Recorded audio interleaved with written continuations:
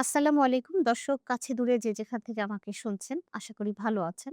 আজকে আমার চেম্বারে মা হতে চাওয়া তরুণী মেয়েটি খুব করে রিকোয়েস্ট করছিল, ম্যাডাম আমাকে এমনভাবে ট্রিটমেন্ট দেন যেন আমার যমজ বাচ্চা হয়। টুইন বেবি আমার খুবই ভালো লাগে। আসলে কি টুইন বাচ্চা শুধু আনন্দের বিষয়? নাকি এটা যতখানি আনন্দের ততখানি বেদনারও? টুইন প্রেগন্যান্সি আসলে একটা মায়ের জন্য কতটা ঝুঁকিপূর্ণ সেটা সম্পর্কে আমাদের অনেকেরই আইডিয়া নাই। বর্তমান সময়ে পলিসিস্টিক ওভারি নানা রকম সাবফার্টিলিটির কারণে যখন এআরটি বা অ্যাসিস্টেড রিপ্রোডাক্টিভ টেকনোলজি, আইভিএফ এই সমস্ত কারণে টুইন প্রেগন্যান্সির হার বেড়ে যাচ্ছে। টুইনের সাথে ট্রিপলেটও আমরা পাচ্ছি। কিন্তু এই প্রেগন্যান্সি গুলোতে আমাদের মায়েদের জার্নিটা কতটা ঝুঁকিপূর্ণ সেটা সম্পর্কে আমাদের পূর্ব অভিজ্ঞতা থাকে না বা আমরা এটা সম্পর্কে সচেতন না।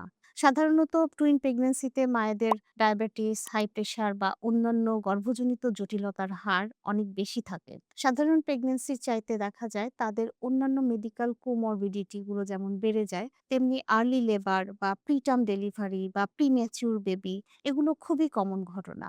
কাজেই যখন আর্লি প্রেগন্যান্সিতেই আপনার ডায়াগনোসিস হচ্ছে যে আপনি টুইন বেবি কনসিভ করেছেন বা আপনি যমজ বাচ্চার মা হতে চলেছেন, তখন সাথে আপনি একজন বিশেষজ্ঞ চিকিৎসকের শরণাপন্ন হন। তার পরামর্শ অনুযায়ী চলুন, নিরাপদ থাকুন। ধন্যবাদ।